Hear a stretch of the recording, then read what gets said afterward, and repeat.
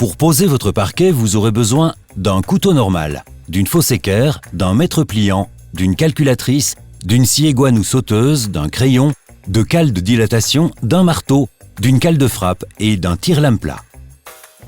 Un bon départ est la clé d'une finition parfaite.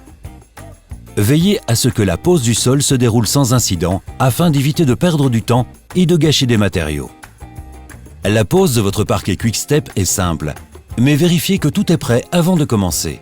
Ensuite, il vous suffit de suivre ces étapes simples. Nous allons vous montrer comment poser de la gauche vers la droite. Néanmoins, vous pouvez également travailler dans l'autre sens. Commencez par mesurer la pièce. De cette manière, vous éviterez les déchets et vous n'êtes pas contraint de travailler avec une multitude de petites pièces étroites pour les finitions. Le sol serait alors moins attrayant et moins stable. Mesurez la largeur de la pièce et divisez le chiffre obtenu par la largeur de l'une des rangées de planches afin de déterminer le nombre de rangées dont vous aurez besoin. Divisez la mesure restante entre deux planches que vous poserez au bord de la pièce. Ouvrez plusieurs boîtes et inspectez les planches à la recherche de dégâts.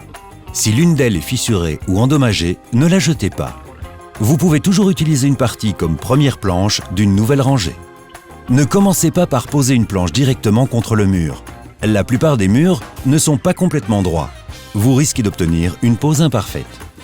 Marquez le mur aux deux extrémités de la pièce à l'endroit où vous poserez la première rangée. Cela vous donnera un point de référence pour l'endroit où les planches entières commencent et terminent.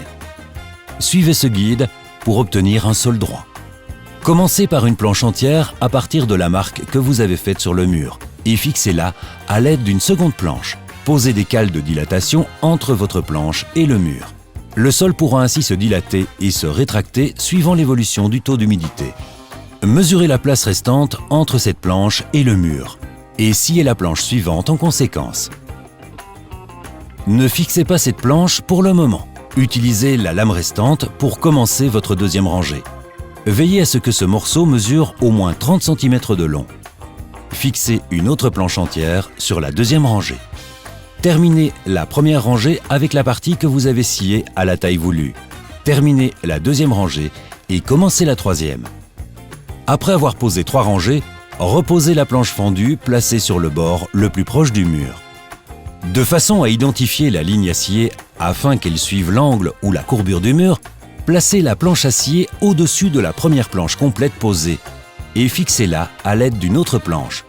Conseil de pro, utilisez une petite lame de planche restante. Sciez la languette qui se trouve juste au bord. Sciez une partie de la rainure jusqu'à ce qu'il ne vous reste que 10 mm. Placez un stylo le long d'un côté de la pièce et placez l'autre bord contre le mur. Faites-le glisser le long du mur tandis que vous tracez une ligne sur la planche à scier. Encliquetez-la pour la mettre en position. Appuyez le côté court vers le bas. Faites-les glisser ensemble à l'horizontale. Utilisez la cale de frappe si nécessaire. Placez-la dans la bonne position à l'aide d'un tire-lame plat. N'oubliez pas d'ajouter des cales de dilatation. Vous pouvez ensuite travailler directement depuis le sol.